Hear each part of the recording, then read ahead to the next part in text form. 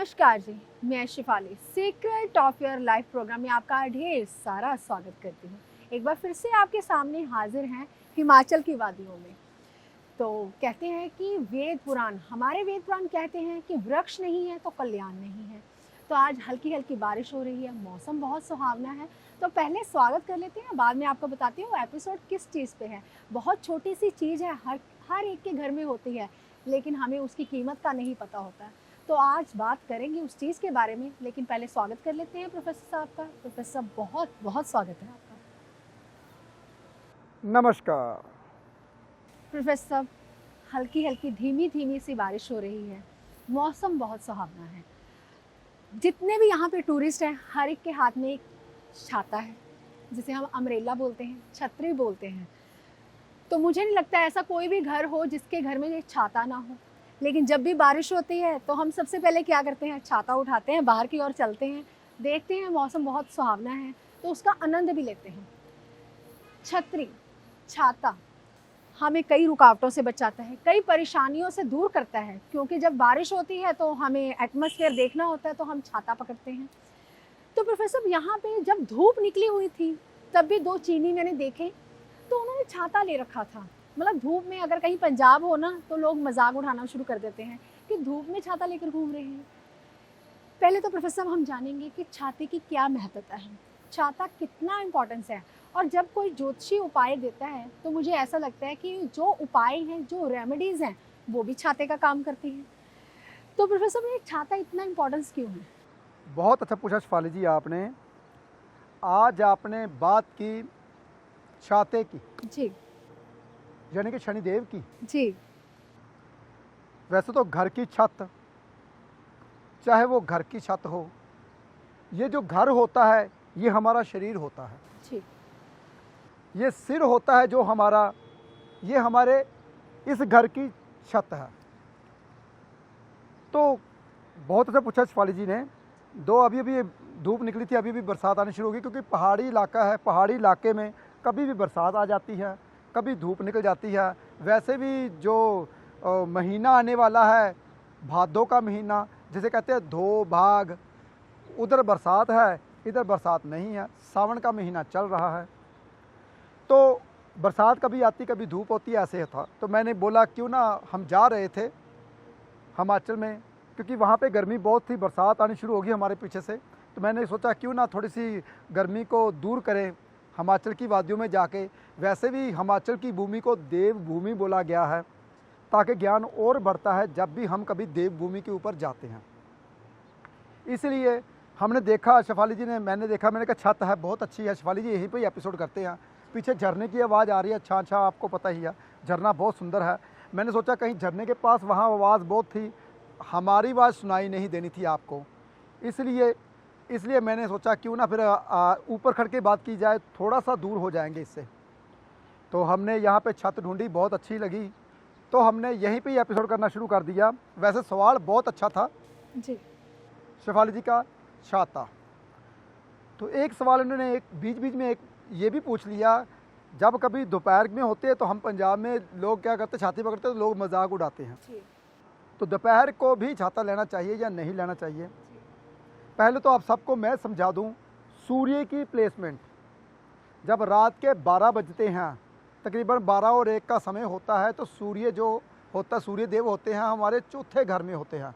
यानी कि हमारे चौथे घर में जैसे जैसे सूर्य की कहते हैं कि उदय होने की कगार में आते हैं, तो सूर्य देव तीसरे घर में, फिर दूसरे घर में, फिर लगन में।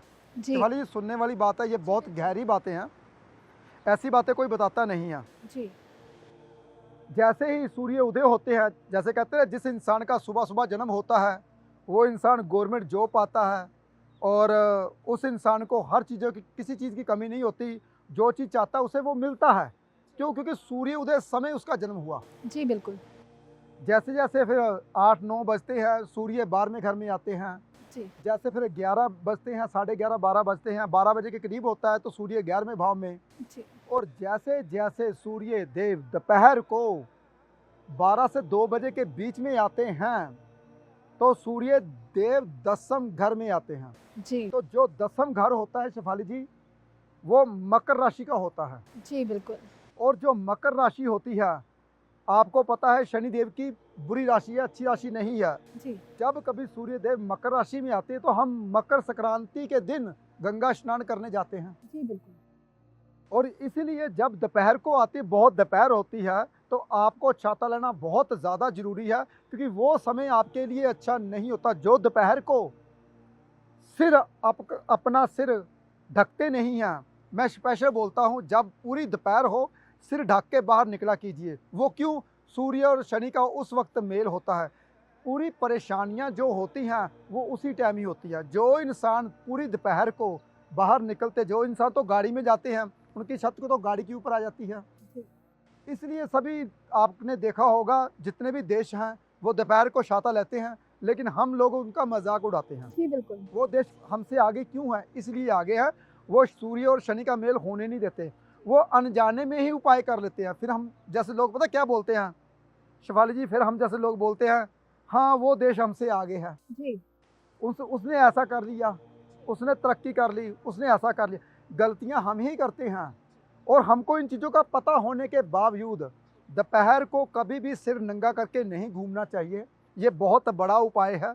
अगर आप सिर क्या है, आपका सिर के बाल जो होते हैं वो शनिदेव होते हैं, जो मस्तक होता है वो सूर्य होता है।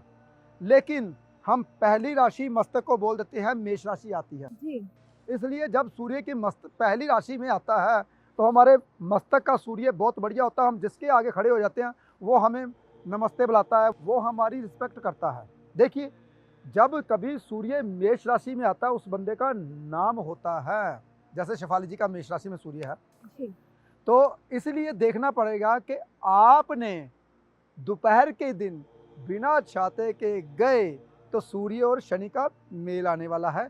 ये मेल को कुछ लोग तो अनजाने में ही दूर कर देते। जी प्रोफेसर, एक आपने बीच में बड़ा ही अच्छा क्वेश्चन लिया, बताया अपने परिवार के लोगों को, लेकिन प्रोफेसर मैं जानना चाहूँगी बहुत डीपली में, क्योंकि हमारा जो एपिसोड है सीक्रेट ऑफ योर लाइफ, यानी कि ज़िंदगी से जुड़े हुए रहस्य, आज एक और रहस्य पर्दा उठाएंगे हम।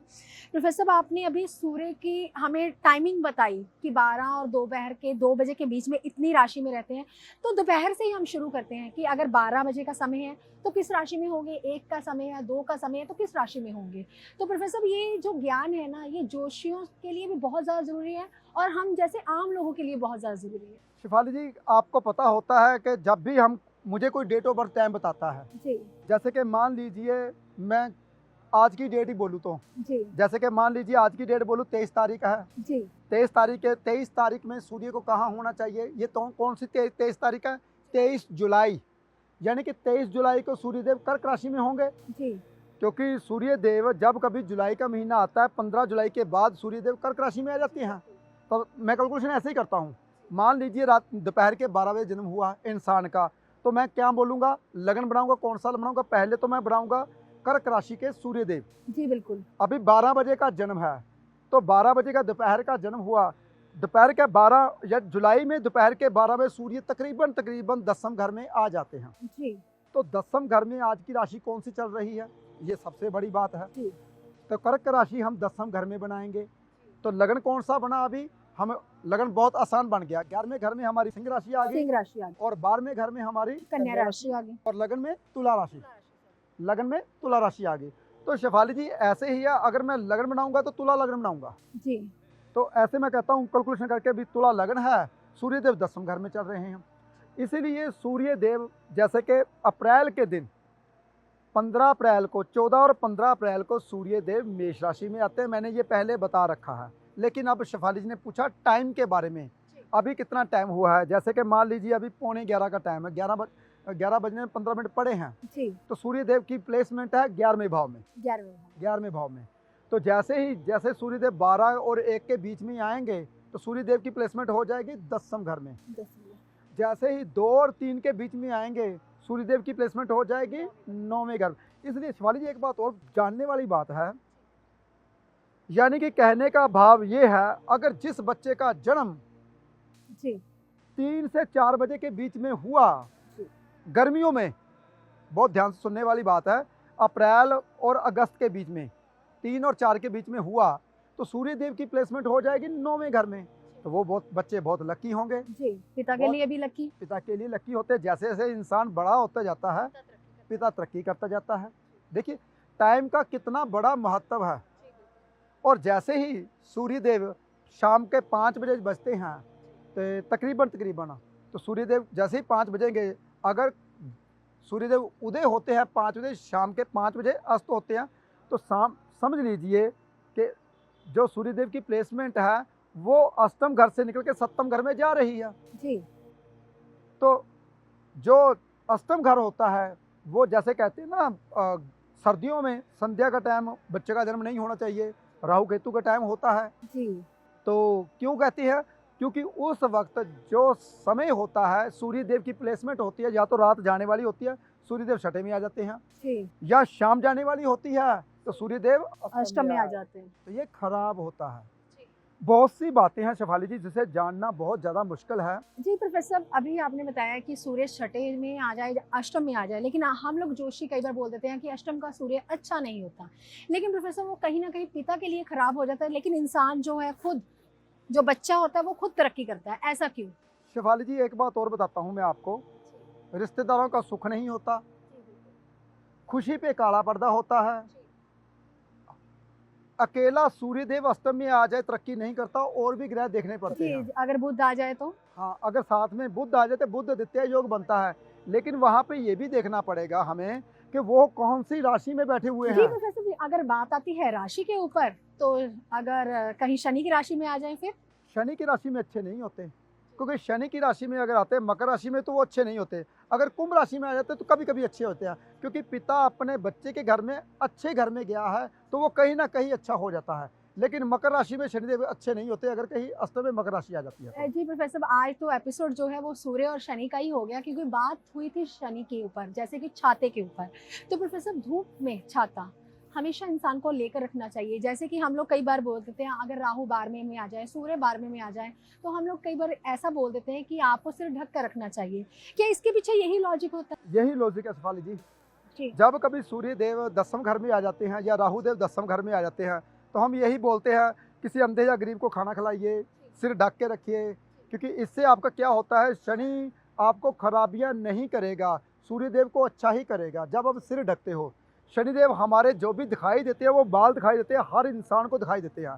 जब आप बालों के ऊपर वाइट कैप लेते हो तो दोष खत्म हो जाता है। चंद्रमा एक ऐसा है, अगर कहीं शनिदेव खराब हो तो चंद्र का उपाय, राहु खराब हो तो चंद्र का उपाय, केतु खराब हो तो चंद्र का उपाय, मंगल खराब हो तो चंद्र का उपाय, सूर्यदेव खराब हो तो चंद्र का उपाय। देखिए जी, तभी तो ज्योतिष में जो चंद्रमा को, जैसे कि माँ को चौथा स्थान दिया गया, सुखों का स्थान दिया गया। चंद्रमा को माँ इसलिए बोला गया है, माँ चाहे वो उसका बच्चा गलत हो, चाहे गुंडा हो, चाहे साधु हो, उसको तो गले लगाना पड़ेगा क्योंकि उसका बच्चा है। इसलिए शिवाली जी बहुत सी ऐसी बातें हैं जिसके बारे में हम नहीं जानते। मैं भी कई दफ़ा एपिसोड कर रहा होता हूँ तो मुझे भी कई बातों का तभी पता चलता है जब मैं अपना एपिसोड दोबारा देखता हूँ। जी बिल्कुल। ये सत्य है शिवाली जी, क्योंकि हमें तो पता नहीं होता, हम तो ऐसे वादियों में खड़े होते हैं, ऐसे हम बैठ जाते हैं, कहीं पे भी हम खड़े हो जाते हैं तो कहीं पे भी एपिसोड करना शुरू कर देते हैं। तो जब भी आप क्वेश्चन पूछते हो तो मेरे अंदर से जवाब मिलने शुरू हो जाते हैं। वो पता नहीं किसके ऊपर हम एपिसोड करते हैं, जी। हमें खुद नहीं पता होता।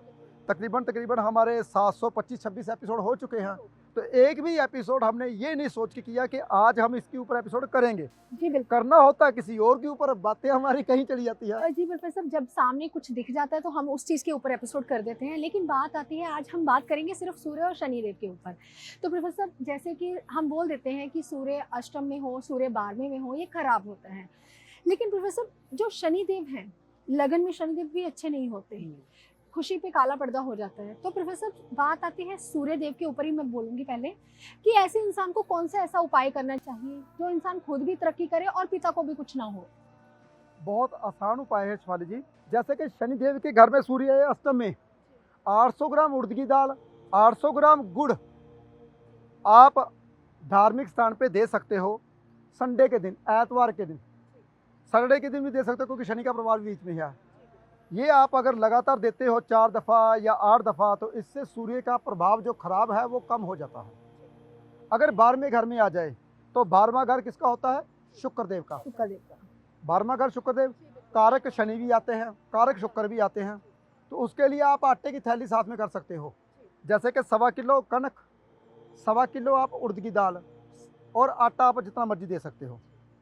ये तीनों चीज़ों का मिश्रण अगर आप धार्मिक स्थान पे दान करते हो, जहाँ पे गुरुद्वारा, मंदिर, धार्मिक स्थान पे कुछ भी, जहाँ पे लंगर लगता हो, जहाँ पे गरीबों को बांटा जाता हो, तो वहाँ पे अगर आप दान करते हो तो आपका प्रभाव कम हो जाता है। जी प्रोफेसर, अभी आपने सिर्फ अष्टम और हम 12वें घर की बात कर रहे थे, लेकिन प्रोफेसर लगन का सूर्य, अभी आपने बताया कि मेष राशि का अगर सूर्य लगन में आ जाए तो इंसान का नेम फेम बढ़ जाता है। अगर दूसरे भाव में सूर्य हो तो हम मेष लगन से स्टार्ट करते हैं, क्योंकि ये मेरी कोई कुंडली नहीं है, तो मैं ऐसा नहीं कि मेष लगन से स्टार्ट कर रही हूँ, तो 1 नंबर राशि से वैसे स्टार्ट कर रहे हैं। तो प्रोफेसर आपने मेष लगन के बारे में बताया कि अगर सूर्य लगन में आ जाए तो इससे इंसान की विल पावर अच्छी हो जाती है, गवर्नमेंट जॉब मिल जाती है। अगर दूसरे भाव में हो तो इंसान कैसा होता है? शिवाली जी, दूसरे भाव में हो तो रिश्तेदार कोई नाते साथ नहीं देते। इंसान जो होता है खुद अपने बलबूते के ऊपर कामयाब होता है। जी इंसान अपने बलबूते के ऊपर कामयाब होता है, लेकिन फौरन से इनकम जरूर आती है। जी जब कभी दूसरे घर में सूर्यदेव आते हैं, आंखों में थोड़ी सी खराबी रहती है, तो सूर्यदेव दूसरे घर में अच्छे नहीं होते। यहाँ पे अगर हम कालपुरुष की राशि देखी जाए तो वो वृष राशि आती है, 2 नंबर राशि। जी 2 नंबर राशि के सूर्यदेव अच्छे नहीं होते, जी लेकिन हाँ, स्ट्रगल वो करवाते हैं, कामयाब हो जाते हैं, नाम हो जाता है। बैंक बैलेंस बहुत कम होता है, लेकिन वो अपना नाम रोशन कर लेते हैं। जी ये दूसरे घर का सूर्य पिता के लिए अच्छा होता है? दूसरे घर का सूर्य पिता के साथ कम बनती है, अच्छा तो नहीं होता, लेकिन पिता का नाम रोशन जरूर करता है। जी अगर तीसरे भाव की बात करें तो तीसरे घर का सूर्य कैसा होता है? पराक्रमी होता है, जोश आता है, पराक्रमी, जोश, हिम्मत बनी रहती है। भाई बहनों, जो भाई बहन होते छोटे, वो बहुत अच्छे होते हैं, मदद करने वाले होते हैं, वो खुद भी मदद करता है। तीसरे घर का सूर्यदेव अच्छे होते हैं। चलो शिवाली जी, मोटी मोटी बात बताऊं, अगर कहीं सूर्यदेव बुरे घरों में आ जाए तो अच्छे होते हैं, अगर कहीं अच्छे घर में आ जाए तो खराब होते हैं। जी हाँ, क्योंकि कहते हैं ना, सूर्यदेव की प्लेसमेंट, अगर यहाँ पे सूर्यदेव को मैं इस छत के ऊपर बिठा दूं तो क्या होगा, ये छत जल जाएगी। जल जाएगी। अगर सूर्यदेव यहाँ पे रोशनी देंगे तो वहाँ पे बहुत अच्छा होगा। इसलिए सूर्यदेव जहाँ पे हैं, वो इर्द गिर्द जितना भी एरिया है वो जला हुआ है, जला हुआ है। और जहाँ पे रोशनी दे रहे हैं वहाँ पे जीवन दान है। इसलिए सूर्यदेव अगर कहीं बुरे घरों में आ जाए तो वो अच्छे होते हैं, अगर अच्छे घरों में आ जाए बुरे होते हैं। जैसे कि चौथे घर में शिवाली जी, चौथे घर में सूर्यदेव कभी अच्छे नहीं होते, सुखों की कमी आ जाती है। चौथा घर सुखों का होता है, माता का होता है, माता का स्वभाव थोड़ा सख्त हो जाता है, सुखों में कमी आ जाती है। पंचम घर में सूर्य, वही पंचम घर क्या होता है, औलाद का होता है। कहते हैं औलाद नाम रोशन करने वाली होती है, औलाद नाम रोशन करने वाली होती है, औलाद अच्छी होती है, खुद को लाभ आना बंद हो जाता है।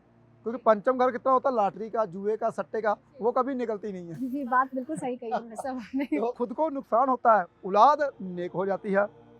तो और जब अगर कहीं छठे घर में सूर्यदेव आ जाए तो नौकरी जरूर मिल जाती है, सरकारी गवर्नमेंट जॉब जरूर मिल जाती है, जी और रोग का, ऋण का, शत्रुओं का नाश होता है। तो ये तो अच्छी बात है, रोग ऋण शत्रुओं का नाश होता है, लेकिन नानका परिवार का भी नाश होता है। जी प्रोफेसर, अभी हम सप्तम घर के सूर्य की बात करेंगे, लेकिन प्रोफेसर मेरे मन में एक और सवाल आ गया। कई बार इंसान दूसरों के लिए बहुत ज़्यादा लकी होता है, लेकिन खुद के लिए लकी नहीं होता। मतलब खुद स्ट्रगल करता है, हिम्मत करता है, कुछ हासिल नहीं होता। अगर किसी के साथ रहता है तो दूसरा इंसान तरक्की करता है, इंसान वहीं का वहीं रहता है। ऐसा क्यों होता है प्रोफेसर? शेफाली जी, पहले तो आपको समझना पड़ेगा, जो जिसके साथ रहता है, साथी का घर कौन सा होना चाहिए। देखिए, तीसरा घर होता है आस पड़ोस का, जो तीसरा घर होता है, और ऐसे ही तीसरा और 11वां घर होता है दोस्तों मित्रों का। अगर जिसकी कुंडली में 11वां और तीसरा घर अच्छा है, वो जिस आस पड़ोस में रहेगा, आस पड़ोस बढ़िया हो जाएगा, जिस दोस्तों के साथ रहेगा, दोस्त बढ़िया हो जाएगा, जिस पार्टनर के साथ रहेगा, सप्तम घर उसका बढ़िया होगा, सप्तम पार्टनर बढ़िया हो जाएगा। जी खुद के लिए क्यों नहीं अच्छा होता, खुद का घर दूसरा घर खराब होता है, खुद का चौथा घर खराब होता है, खुद का पंचम घर खराब होता है। तो इसलिए शेफाली जी, वो अपने लिए अच्छा नहीं होता, दूसरों के लिए अच्छा होता है। शेफाली जी, ये जो साइंस है ना, जी ये साइंस बहुत बारीकी में है, जी बहुत कम लोग इस साइंस को जानते जी हैं। बिल्कुल। आप तो दुनिया का कोई क्वेश्चन पूछिए, मेरे मुंह से वो साइंटिफिक रीजन से बातें निकलनी शुरू हो जाती हैं। इसका ये मतलब नहीं है शेफाली जी कि मेरे को बहुत ज़्यादा ज्योतिष आती है। जी, अगर आपको नहीं आती तो मुझे लगता है दुनिया में किसी को नहीं आती। तो प्रोफेसर अभी आपने बहुत अच्छी बात बताई कि इंसान का ये घर पीड़ित होता है तो ऐसा होता है।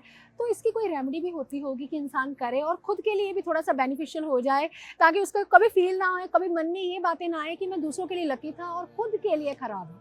शिफाली जी, सबसे बड़ी बात तो ये है, अगर सभी घरों को ठीक करना चाहते हो, दूसरा घर होता है परिवार का, परिवार का, कुटुंब का। कुटुंब का। हम अपने कुटुंब को बुरा बोलना बंद कर दें। जी, कहते हैं यार तू कह रहा है ना तो ठीक है, मैं गलत हूँगा कहीं ना कहीं। जी बिल्कुल। तो यहाँ पे हमारा दूसरा घर सही हो जाता है। अगर हमारा परिवार का सदस्य कोई भी हमारे लिए बात गलत बोलता तो तू ठीक है यार, कोई दिक्कत नहीं है, शायद मैं ही गलत हो सकता हूँ। अगर ऐसी बातें बोलता है तो दूसरा घर ठीक कर लिया। जी बिल्कुल। चौथा घर होता है सुखों का, माँ का। माँ का, सुखों का। माँ जो बोलती है बोलने दो। हालांकि कईयों जगह पे माँ सही नहीं होती, गलत होती है, तो हम पता क्या बोलते हैं, हमारी माँ है, ये इसने ऐसा कर दिया। जब तक आपकी माँ पीड़ित रहेगी तब तक आपको सुख नहीं मिलेंगे। जी बिल्कुल। जब तक आपकी माँ सुखी हो जाएगी तो आपको सुख मिलने शुरू हो जाएंगे। पंचम घर होता है औलाद का। अगर हमारी औलाद अच्छी है, जिसे हम प्यार करते हैं, वो हमारे साथ अच्छा व्यवहार करता है, तो आपका पंचम घर सही है। तो पंचम घर ने सही कर लिया। अगर कहीं ऐसे आप घरों को ठीक कर सकते हो, रेमेडी तो सबसे आसान तो ये थी। अब आई बात दान पुण्य करने की। वैसे एक औरत सी मेरे पास आई, मैंने उसको कहती मैं बहुत गरीब हूँ, बहुत गरीब। मैंने एपिसोड के ऊपर बताया भी था। मैंने कहा अगर गरीब है तो इसको गरीब वाले उपाय बता देते हैं। जी। तो मैंने उसको गरीब वाले उपाय बता दिए। घर में जाके बोलने प्रोफेसर साहब कमाल की बात है, मैं तो अब तो दान पुण्य किया नहीं, तो मेरे से तो कुछ होगा नहीं। मैंने कहा तू तो गरीब थी, दान पुण्य कहाँ से करने वाली? नहीं, दान पुण्य करने के लिए मेरे पास पैसे हैं। मैंने कहा जो ज्योतिषी तुझे बता रहा है इतनी पढ़ाई करके, उससे तू पैसे नहीं दे सकती, दान पुण्य करने के लिए तेरे पैसे हैं, तो क्या वो दान पुण्य तेरे को लगेगा? इसलिए कईयों की सोच होती है मैं दान पुण्य करना चाहता हूँ, तो मुझे ऐसा उपाय बताइए जिससे मेरा दान पुण्य लग जाए। तो शिवाली जी, ऐसे भी बहुत से उपाय होते हैं पंचम घर को ठीक करने के लिए। आप आंगनवाड़ी स्कूल जो होता है, छोटा स्कूल बच्चों का, उसे आप अनाज दान कर सकते हो, उसे आप कुछ चीज़ बांट सकते हो। जैसे कि चौथा घर होता है सुखों का, तो चौथा घर हमारा होता है दरिया का चलते पानी, जल प्रवाह का। तो इससे हमारा क्या होता है कि हम क्या करते हैं कि जल प्रवाहित करवा देते हैं कुछ उपाय। जैसे सुखों की कमी है, हम कहते हैं 4 मुट्ठी चावल चलते पानी में जल प्रवाहित कर दीजिए। लेकिन शर्त यहाँ पे ये होनी चाहिए, चौथे घर में कहीं बुरा ग्रह ना बैठा हो। जी। अगर अकेला चंद्रमा बैठा है, सुखों की कमी है, तो 4 मुट्ठी चावल आप चलते पानी में जल प्रवाहित कर सकते हो। जी। तो उससे क्या होगा, मछलियों का अच्छा होगा, जो छोटे कीड़े मकोड़े हैं उसका अच्छा होगा। वो पानी कहाँ पे, साफ पानी में, चलते पानी में। ये नहीं कि आप गंदगी वाले पानी में जलते पानी जल प्रवाह करते रहो। जो जीव जंतु पहले से मरे हुए हैं उसको कहाँ से आपने तो बुरा कर दिया ना। उपाय भी बहुत सोच समझ के करने चाहिए शिफाली जी। तो दूसरा घर होता है हमारा मस्तिष्क का। यहाँ पे हम कहते हैं सफ़ेद चंदन का तिलक लगाइए। जी प्रोफेसर साहब, आज आपने इतना अच्छा ज्ञान दिया। शायद ही मुझे लगता है कि लोगों के पास ऐसा ज्ञान हो, तो इस ज्ञान को आपने ज़्यादा से ज़्यादा लोगों तक शेयर करना है, ताकि इस ज्ञान में और ज़्यादा बढ़ोतरी हो जाए और इंसान जो है अच्छा हो जाए और सुखों को ढूंढना ना पड़े, सुख घर बैठे बैठे ही आ जाए। तो अभी जो बात करेंगे हम सप्तम घर के सूर्य में, क्योंकि बात जो करनी तो थी लेकिन समय जो है वो इजाज़त नहीं देता। इस एपिसोड को हम कंटिन्यू करना चाहेंगे, तो अगले एपिसोड में हम बताएंगे आपको सप्तम घर से लेके 12वें घर के तक के सूर्य के बारे में बताएंगे, शनिदेव के बारे में चर्चा करेंगे। तो फिलहाल आप अपना ध्यान रखें, खुश रहें, स्वस्थ रहें। आज के लिए इतना ही, नमस्कार। अभी हम इनके घर में, घर की छत के ऊपर शूटिंग कर रहे थे। क्या नाम है आपका? जयपाल जी। ये जयपाल जी है, हमें लोकेशन अच्छी लगी तो हमें इनकी छत के ऊपर ही आ गए। मैंने बोला भाई हमें शूटिंग करने दोगे? ये कहते हैं हाँ जरूर करने देंगे। बहुत अच्छे इंसान है और हमारे साथ जो हमें खाना पीना ये सब कुछ इन्होंने ला के भी दिया और हमें अच्छा भी लगा। ओम नमः शिवाय। ओम नमः शिवाय। सूर्य मणि यंत्र के रूप में आपके सन्मुख लेकर आए हैं प्रोफेसर गुरदीप अरोड़ा जी।